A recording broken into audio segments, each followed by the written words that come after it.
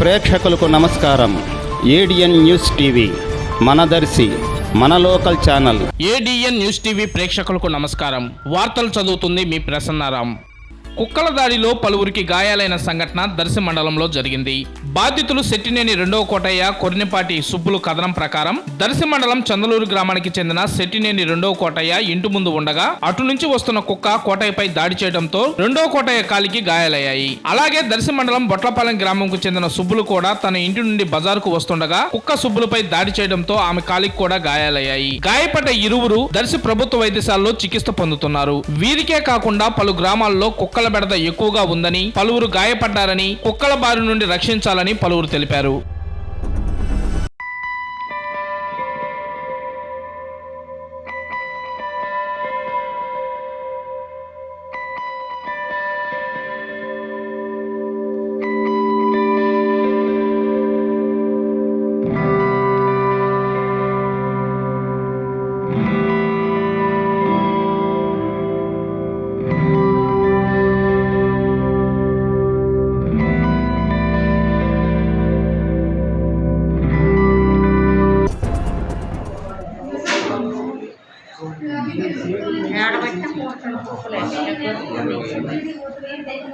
నిన్నైతే మా చేయదు వర్క్ గురించి కాడ వేరే దాంట్లో